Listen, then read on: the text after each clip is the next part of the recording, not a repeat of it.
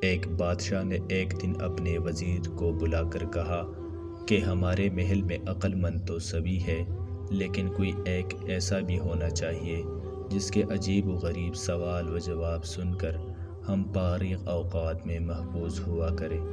وزیر نے بادشاہ سلامت کی حکم کی تعمیل کرتے ہوئے ایک بے وقوف محل میں تعینات کیا اور باقاعدہ اس کی تاج پوشی کی گئی، اور وہ خوب سبھی درباریوں اور بادشاہ سلامت کا دل خوش کیے رکھتا تھا۔ خیر، وقت گزرتا گیا اور ایک دن بادشاہ سخت بیمار ہو گیا۔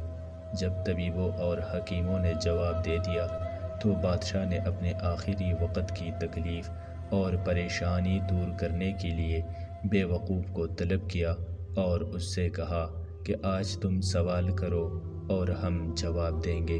بے وقوف نے پہلا سوال کیا، جناب بادشاہ سلامت، آپ اپنی موت کے بعد کہاں تشریف لے جائیں گے؟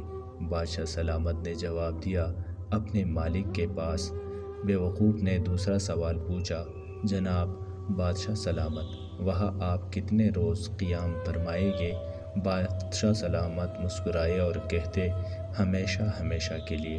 بے وقوف نے اپنا تیسرا سوال پوچھا، بادشاہ سلامت، وہاں آپ نے اپنے لیے آرام، قیام و طعام کا انتظام بھی خوب کیا ہوگا۔